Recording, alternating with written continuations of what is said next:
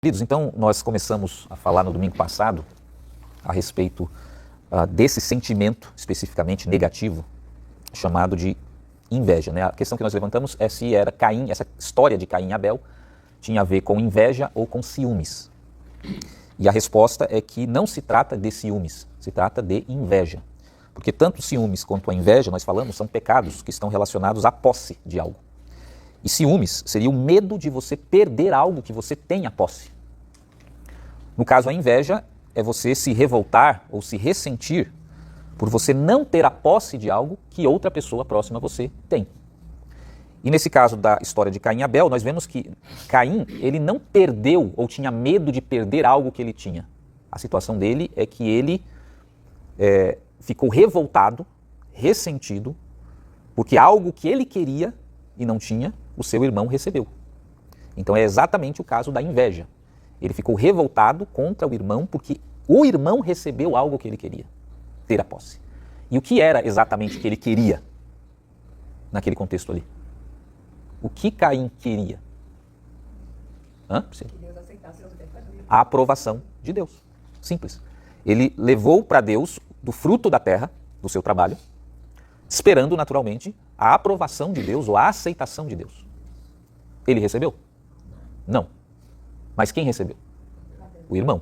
Então ele se revoltou por algo que ele queria e não recebeu, mas que ele viu que o irmão recebeu. É exatamente o caso da inveja. Não poderia ser ciúmes, só poderia ser ciúmes se ele tivesse medo de perder algo que ele tinha. Por exemplo, ele poderia temer perder a relação que ele tinha com Deus para o seu irmão. Mas o próprio Caim sabia que esse era um medo infundado. Porque Deus amava aos dois igualmente, e naquele contexto do pós-Éden ali, ele sabia disso, eles sabiam disso, que esse amor de Deus era incondicional, ele sabia que não estava em risco ele perder o amor de Deus. Porém, ele não gostou de não receber algo que ele queria, mas o irmão ter recebido. Então aqui é um típico caso de inveja e não de ciúmes. E na última preleção ali nós falamos um pouquinho sobre as características do que é inveja, sobre as causas da inveja, sobre as consequências da inveja, e a gente ia falar também sobre a cura da inveja. Só que o que eu queria aqui chamar a atenção para vocês, uma observação que eu acho que vale a pena a gente fazer sobre a inveja, é que a inveja é um sentimento muito subestimado por todos nós, pelas pessoas em geral. E por que eu digo isso? Porque, pense, Gênesis, o que significa a palavra Gênesis? Origens, começo. Gênesis é um livro, principalmente nos primeiros capítulos, que está falando sobre a origem das coisas. Ele começa a falar sobre a origem do universo, a origem dos homens, do primeiro homem, a origem depois nos outros capítulos de Gênesis, do povo de Israel, com Abraão. Ele vai contando as origens de tudo. Só que quando nós chegamos no Gênesis capítulo 4, ele está contando sobre a origem dos conflitos humanos. É como se o escritor do Gênesis estivesse inspirado ali, mostrando a todos nós qual é a origem que ele próprio já via em toda a humanidade de tanto conflito para todos os lados. E qual seria essa origem que ele está vendo dos conflitos humanos, e não só dos conflitos nas famílias, nos conflitos regionais, mas inclusive das guerras, que são desdobramentos desses conflitos. E a impressionante mensagem que esse texto passa é que, independente das justificativas que as pessoas dão para todos esses conflitos, porque a Rússia está invadindo a Ucrânia por causa disso, por causa daquilo, porque no Oriente Médio Israel tem rixa com não sei quem por causa disso, independente de todas as justificativas que os homens dão para os conflitos. O que o autor bíblico está mostrando para a gente? Que a origem é muito mais simples e, curiosamente, básica do que qualquer justificativa. Um sentimento que todo ser humano conhece e que está permeando a maior parte das relações, que se chama inveja. Que é um sentimento de poder.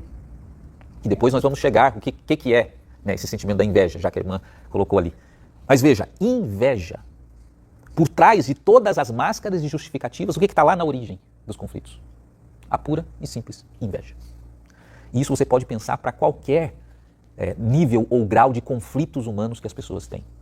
E foi exatamente esse germe aí desse conflito, que é a inveja, que gerou o primeiro homicídio. Aqui o autor bíblico mostrando a origem do homicídio também. O que estava na origem do primeiro homicídio? A inveja. E assim, toda a desgraça humana, a guerra e tudo mais, deriva desse sentimento básico e simples que é a inveja. Então, a inveja, resumindo, no final das contas, ela está na origem de 99% dos conflitos humanos. Pelo menos 99% dos conflitos humanos. Bem escondida, mas está lá. E a segunda coisa aqui, por que a inveja é um sentimento muito subestimado, e o texto bíblico não subestima a inveja, tanto que coloca ela na origem de todos os problemas humanos. Outra coisa que vale a pena a gente destacar é que o texto bíblico coloca a inveja na primeira família humana. A inveja é um sentimento tão básico e elementar e está tão infiltrado em tudo que o texto bíblico vai colocar já na primeira família, que é aquela que estava mais próxima da perfeição do Éden, ele já vai colocar a inveja lá. A inveja estava na primeira família e aí a gente pode tirar algumas consequências, algumas conclusões. Se estava na primeira família, provavelmente está na sua família. Provavelmente está na minha família. E provavelmente é um sentimento que está rondando sempre o nosso coração. Lembra a palavra de Deus a Caim? O pecado jaz à porta. Ele está falando da própria inveja ali, que é o pecado específico que está se manifestando. Ele jaz à porta. Ele está rondando o seu coração, o nosso coração. Então veja como é grave a gente subestimar esse sentimento de inveja. Ele estava na primeira família e ele está nas nossas famílias. E ele está rondando o nosso coração. E o problema, porque hoje em dia esse sentimento é tão subestimado, é porque nós transformamos a inveja num insulto. O adjetivo invejoso, por exemplo, a gente foi banalizado. Se tornou um adjetivo que você usa quando quer insultar alguém. Você chama de invejoso. Então é óbvio que quando se torna um xingamento, ninguém vai reconhecer que esse sentimento passa perto do seu coração. Está rondando o seu coração. Ou que em algum momento tem sentimento de inveja, porque virou um insulto, virou um xingamento. Então isso acabou fazendo um desserviço no sentido das pessoas refletirem sobre esse sentimento nas suas próprias vidas. Porque ninguém, afinal de contas, quer ser invejoso. Sendo que, na verdade, o invejoso não é a pessoa que tem o sentimento de inveja, que surge eventualmente no seu coração. O invejoso, que as pessoas xingam de invejoso, é a pessoa que se rendeu à inveja. Então todos nós conhecemos pessoas que não é o caso delas sentir inveja um momento, em outro, ou a inveja está sempre ali rondando, como o texto bíblico diz. É a pessoa que ela já se entregou para a inveja. E aí ela não tem mais inveja de uma situação ou de uma pessoa, ela tem inveja de tudo e de todos. E aí essa pessoa recebe a alcunha de invejoso. Esse é um invejoso, essa mulher é uma invejosa. Aí ninguém reconhece que tem, muitas vezes, o sentimento de inveja, que é diferente de ser um invejoso. O sentimento de inveja é um sentimento universal e que passa, muitas vezes, próximo do nosso coração. Ronda o nosso coração e, às vezes, ele surge em algumas situações, emerge para você, mesmo que você não reconheça. Então, quando você tem consciência do que realmente a inveja é, que é um sentimento muito básico, que estava na primeira família e assim está na maior parte, quase a totalidade das famílias, e que está muito próximo do nosso coração, você para de subestimar a inveja. Isso não significa que você é um invejoso no sentido de que você se rendeu para a inveja, significa que você reconhece que esse sentimento está à porta, sempre. E eventualmente ele pode emergir. Então, nenhum sentimento, uma coisa que a gente aprende na neurociência, nenhum sentimento que você tem, ele é irracional, ele é baseado em alguma coisa. Aí você fala assim, a pessoa fala, eu não gosto dessa pessoa, não sei porquê, mas não gosto. Tem um motivo. Você pode não saber, mas tem um motivo. E pela universalidade que nós vimos da inveja, não é raro que esse motivo seja pura e simplesmente a inveja. Simples. Pode ter alguns outros motivos? Pode. Mas, digamos, a inveja é predominantemente o sentimento que está por trás de você não gostar gratuitamente de pessoas. Mesmo que você não saiba disso. Então, é isso que nós falamos a respeito das características, das causas da inveja e começamos a falar das consequências. E qual é a consequência? Deus fala que várias consequências, tem que saber interpretar o texto bíblico. No final das contas, tudo isso que Deus falou contra Caim significa o quê? Resumindo, Deus está falando para Caim o seguinte: esse sentimento que você abraçou vai destruir todo o potencial da sua vida. Você acha que Deus não tinha planos, grandes planos para Caim e para Abel? Caim fez o que era certo, Deus aceitou e continuou seguindo o projeto de Deus para a vida dele. Mas o que aconteceu com Caim? Ele enterrou a sua vida. Ele enterrou a sua vida. Ele destruiu, a inveja destruiu toda essa condenação que Deus fala que vai acontecer com ele. É ele destruindo a sua vida. Vai destruir sua vida social, vai destruir a sua vida laboral, de trabalho, de produtividade. Você vai destruir a sua vida. E se você prestar muita atenção no texto, você vai ver que isso só acontece porque Caim jamais se arrepende do que ele fez. Você não vê em nenhum momento algum arrependimento de Caim em relação ao sentimento e ao que ele fez a Abel. Porque Caim não poderia fazer muito bem como o filho pródigo fez? Senhor, pequei contra os céus, né? Ou como Davi fez. Ele não poderia fazer isso. Me perdoe, Foi isso que Caim fez? Não. Ele não se arrependeu do que ele fez, em momento algum. Até, mais especificamente, ó, o que Caim disse a Deus, depois que Deus falou tudo o que ia acontecer. Olha só, analise a frase de Caim, versículo 13. Então disse Caim ao Senhor: é maior a minha maldade que a que possa ser perdoada. Presta atenção no que Caim está dizendo. O que ele está dizendo na prática, né? Tirando a linguagem arcaica aqui, antiga. A pessoa mata o outro. Se a pessoa está arrependida, o que ela vai fazer? Ela vai pedir perdão para a família. Ah, me perdoe, não queria fazer isso, sinto muito. Mas imagine uma pessoa que diz o seguinte: olha, a minha maldade não pode ser perdoada. O que ela está dizendo? Quem é ele para dizer se a maldade dele pode ser perdoada ou não pode ser perdoada? Quem é ele? Isso aqui é uma resposta arrogante de alguém que não se arrepende do que fez. Ele mesmo disse, se colocou na posição de Deus e disse que a minha maldade não pode ser perdoada. Então eu vou viver com as consequências do que eu fiz. Então, Caim nunca se arrependeu. E é por isso que ele recebeu essa condenação. Então, as consequências, o texto bíblico diz, mostra a inveja destrói o potencial de vida que a pessoa tinha. Na prática agora, para a gente entrar na nossa reflexão pessoal, a terapia que nós precisamos fazer para administrar o sentimento de inveja, não é que vocês sejam invejosos, né, mas o sentimento de inveja surge. A terapia para administrar isso, primeiro, é nós reconhecermos o sentimento. Lembra do que a gente falou da alfabetização emocional? É você reconhecer os momentos em que você está sentindo raiva, medo, ansiedade, angústia. Você reconhece em você. E também inveja. Porque quando você reconhece e nomeia, você já começa a vencer. Né, os filmes gostam de explorar esse tema nos filmes de exorcismo, essas coisas, demônios, né? Que o exorcista, o padre, né, que geralmente eles usam, né? Se ele sabe o nome do demônio, aí ele consegue controlar o demônio, dominar o demônio para expulsá-lo. Então o demônio não fala o nome dele, mas ele fica lá até ele descobrir o nome do demônio. Então essa imagem que é usada pelos filmes em relação aos demônios, a gente também pode usar em relação aos nossos conflitos, às nossas dificuldades. Eles só dominam você enquanto você não sabe o nome deles. O que está te afligindo.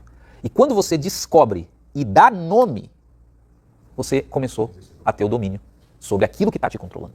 Por isso que Deus nos orienta a confessar os pecados. Porque confessar envolve você dar nome aos seus pecados. Se você fala, Senhor, me perdoe todos os meus pecados, você não está nomeando, então você não tem consciência do que está dominando você. Agora, quando você fala, Senhor, me perdoe porque eu fui grosseiro, me perdoe porque eu fui insensível, me perdoe porque isso foi inveja, me perdoe porque isso foi egoísmo, você está dando nomes. E quando você dá nome, você tira do inconsciente, coloca no consciente e você começa a ter controle, ação sobre aquilo que está dominando você. Então, o nosso processo de terapêutico, de crescer, envolve muito você fazer simplesmente isso, nomear. E já estava ensinado isso na questão do confessar os seus pecados a Deus. Então, no caso, para você precisa, para nomear a inveja e entender que aquilo é inveja, você tem que saber as características da inveja que a gente falou aqui, você tem que saber as causas da inveja que a gente falou aqui, e você tem que saber quais são as crenças falsas que levam você a ter o sentimento de inveja. Qual que é a primeira causa? Primeira crença. A primeira crença é essa, que está por trás da inveja. Eu mereço mais do que o outro. É a crença inconsciente, trazendo para o consciente. Eu mereço mais do que o outro. Essa crença é verdadeira ou é falsa? Exatamente. No momento que você percebe a crença inconsciente, você automaticamente consegue questionar essa crença. Será que isso é verdade? E aí não é difícil para nós sabermos que essa crença é falsa, completamente falsa. Todos nós temos o que se chama na literatura síndrome do herói. Nós tendemos a achar na nossa mente, na nossa narrativa, que nós somos o herói e todos os outros lá que estão contra mim são os vilões. Só que, olha que interessante, se você for interrogar cada um dos vilões que você considera vilão, imagina o que passa na cabeça dele. Que eles são os heróis. Agora, como é que pode ser todo mundo herói? Então veja, 98% das pessoas acham que são os heróis. Então, no final das contas, você não sabe, você conhece o seu interior, mas você conhece o interior do outro? Você sabe as motivações dele? Você sabe a história de vida dele? Você não sabe de nada. Ele se considera herói porque ele sabe, mas você não sabe a história dele. E nem ele sabe a sua história. Quem é que pode definir quem é herói e quem é vilão? Com certeza não é você. E nem os outros. É alguém que é capaz de olhar dentro de todos e acima de todos.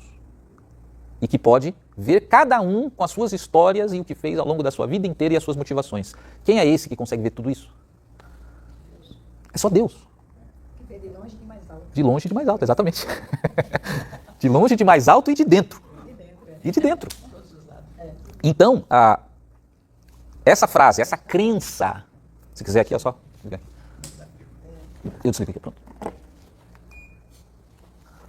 Essa crença que eu mereço mais do que o outro é uma crença completamente falsa.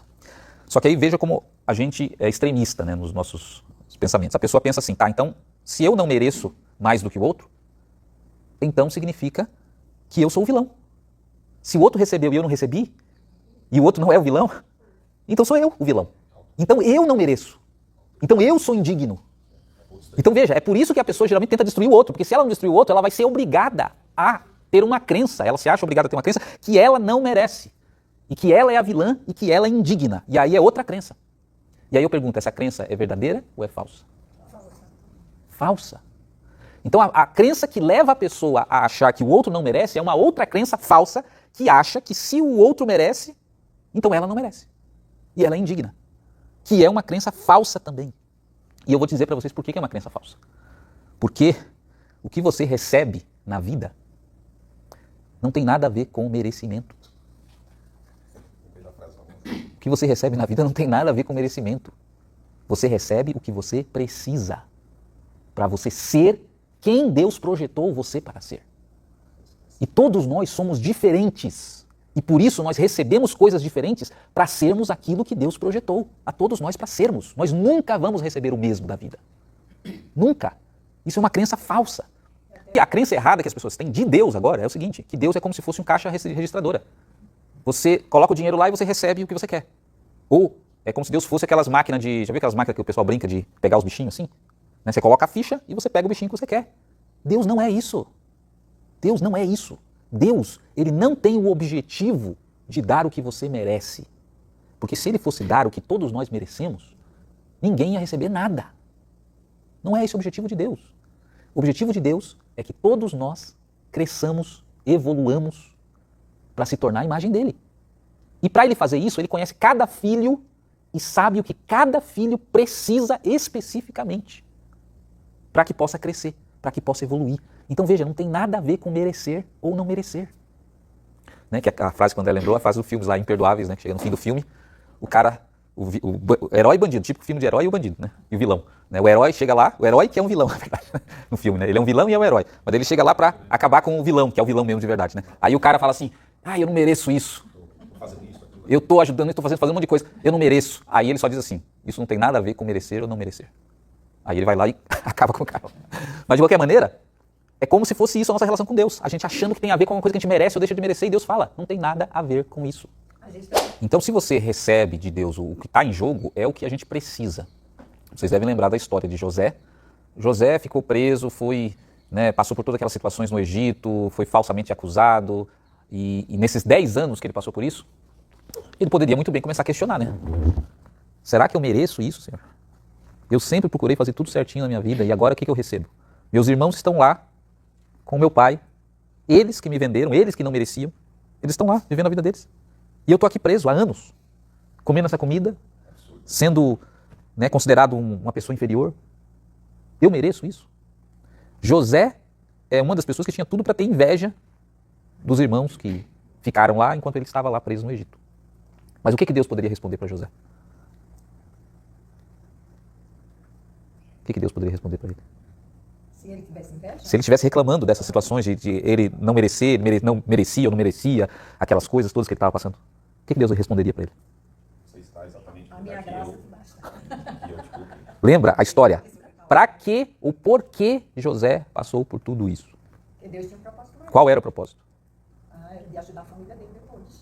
O que aconteceu com José depois da prisão? Foi alçado a governador do Egito. Ele se tornou o segundo maior do Egito, salvou não só a sua família, ele salvou toda aquela região do Egito na época, e inclusive a sua própria família. Não só a família, o seu povo. O que Deus estava fazendo nesse percurso com José? Ele Ele estava dando aquilo que José merecia ou deixava de merecer? Não, ele estava dando o que José precisava para ser a pessoa que ele projetou José para ser. José Então ele precisou da ajuda de Deus ali para conseguir administrar aquilo e perdoar, enfim, os irmãos. Mas o que a gente vê na história de José é isso. Ele mesmo reconheceu todo o mal, entre aspas, que foi feito para mim, Deus o transformou em bem. Aí ele diz o propósito de Deus. Ou seja, ele reconheceu que tudo o que aconteceu na sua vida não tinha nada a ver com ele merecer ou não merecer. Tinha a ver com o propósito de Deus. O que ele precisava para ser o governante justo, né, que ele precisava, que Deus já havia projetado que ele fosse. depois que você passa no vale, né? Porque na verdade a verdade é essa. Quem é o bom governante? O único bom governante possível é aquele que vive as dificuldades que as pessoas passam, passou pelo que as pessoas passam, a injustiça, a dificuldade, a angústia. Não existe outro bom governante. Por isso que o próprio Deus passou por tudo que nós passamos. Então se você olha uma pessoa que está candidato para ser um governante, é só você olhar para a vida dela. Pode ser que ela passou e não seja, mas uma coisa a gente sabe com certeza, aquele que nunca passou, nunca vai ser, porque nunca foi preparado para ser um governante.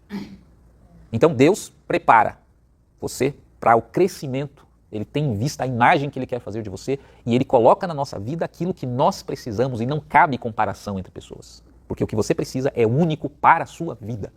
Porque o projeto que ele tem para você também é único e não tem ninguém que tem o mesmo projeto que ele tem para você. Então aí acabou completamente as comparações. Então por isso que a primeira frase, eu mereço mais do que o outro, falso. A segunda também é falso, eu não mereço, eu sou o vilão, falso. Isso não é a verdade. E a última aqui é o seguinte, o outro, que é o que eu quero terminar aqui, o outro, crença falsa, o outro é o meu adversário. E eu estou disputando a aceitação de Deus com ele, ou a aceitação das outras pessoas, da sociedade. Veja bem essa frase.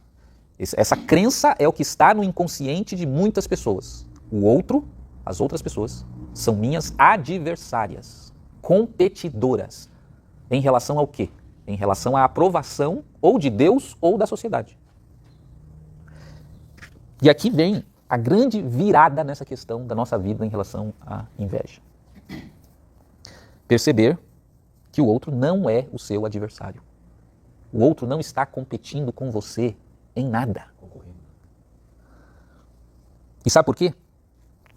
Porque as riquezas são infinitas. Quando a gente fala de competição, a gente está falando de uma coisa que é finito. Só dá para, tem duas pessoas, mas só dá para uma. Então se ele pegar, você vai ficar com raiva dele. Por quê? Porque só tinha para uma. E você queria para você, mas ele pegou. Só que Deus, que é a riqueza maior, ele é finito. As riquezas criadas por Deus são infinitas. É impossível alguém adquirir algo e você ficar sem. E sabe por que você fica sem? E fica frustrado? Não tem nada a ver com o outro, tem a ver com você. Você está preso. Por isso você não acessa a riqueza infinita de Deus. E uma das prisões que você está é exatamente a prisão de achar que o outro é o seu adversário. Que o outro está competindo com você a respeito de alguma coisa. E aí o erro que a gente pode pensar é o seguinte, tá, mas tem alguns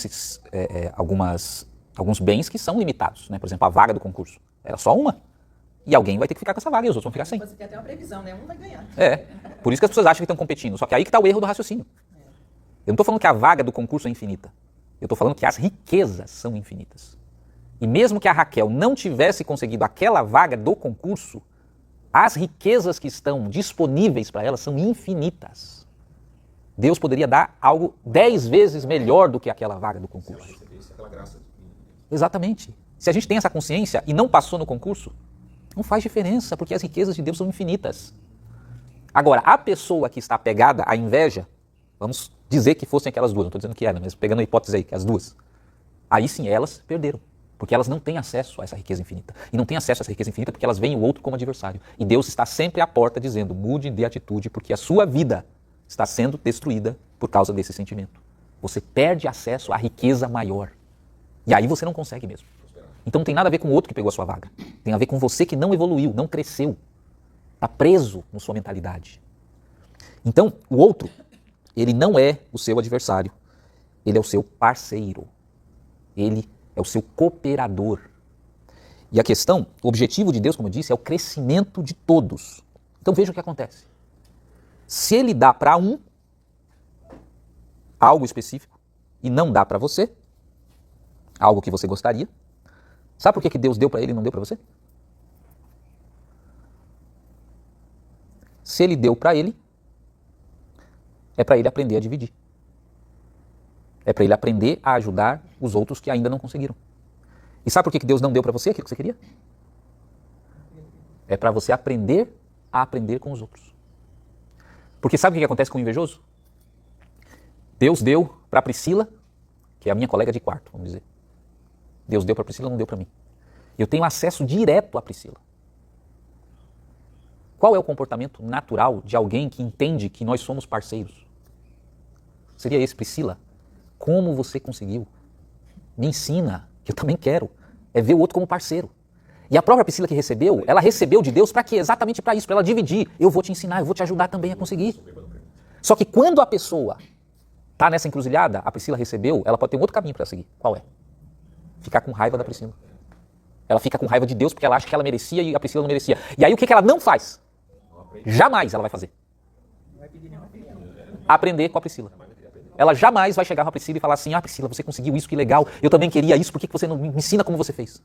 Aí eu acho que vem um orgulho, né? E é por isso que a inveja tem a ver com o orgulho. A inveja é só uma manifestação do orgulho.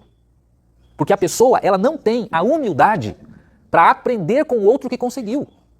E ela prefere ficar indignado contra o outro porque ele conseguiu, revoltado contra Deus porque ele conseguiu, porque ela conseguiu. Mas por que tudo isso? Porque ela acha que ela merece mais e o outro merece menos.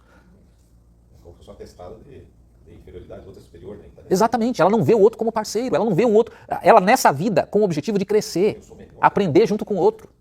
Então, em última instância, a inveja destrói a vida da pessoa porque ela é incapaz de aprender com o outro. Todo mundo recebe a volta dela, mas ela não aprende de ninguém. Tem uma frase do Nelson. Exatamente, ele diz o seguinte, ou eu ganho ou eu aprendo. Não tem perder, Eu sempre ganho. não tem perder, ou eu ganho ou eu aprendo. Porque se eu não ganhei, é a oportunidade que eu tenho para aprender com o outro que ganhou. Então veja como a inveja realmente é um sentimento muito básico, que está infiltrado e que as pessoas nem percebem que ele existe. E foi isso que o Caim não fez. O básico que ele tinha que fazer. É o natural. Abel conseguiu, ele não conseguiu. O que um irmão vai fazer? Abel, o que você fez que eu não fiz? Me ensina isso, porque agora eu vou fazer certo, porque você fez e acertou. Só que Caim não fez isso. O orgulho impediu ele de chegar no irmão e perguntar para o irmão o que ele tinha feito. E adivinha, por que Deus também não disse? Porque Deus estava esperando ele fazer isso.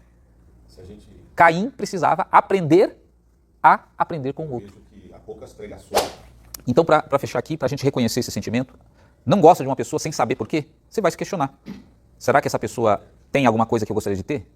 Será que essa pessoa tem um paralelismo parecido comigo em algum sentido? Aí você desconfia que pode ser inveja. E quando você nomeia, realmente eu acho que isso é inveja. Você começou a dominar a inveja. E quando você começar a dominar a inveja, sabe qual é o próximo passo que você tem que fazer para superar, para se curar da inveja? Você vai até aquela pessoa que conseguiu o que você gostaria de ter e faz o quê? Pergunta para ela. Como é que você conseguiu? Me ensina.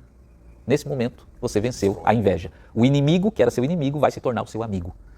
E as riquezas infinitas de Deus vão se abrir para você, porque você superou tudo que Deus queria que você superasse, que você crescesse, que você amadurecesse. Você amadureceu. Você superou esse sentimento, encontrou um parceiro, Deus abriu as janelas do céu e tem todas as riquezas disponíveis para você. Essa é a nossa vida. A gente está aqui nessa terra para crescer. Não é para merecer mais do que o outro. Para crescer juntos. Então que Deus abençoe a gente para superar esses sentimentos que só estão no nosso caminho para nos atrapalhar. Vamos orar e nós terminamos então.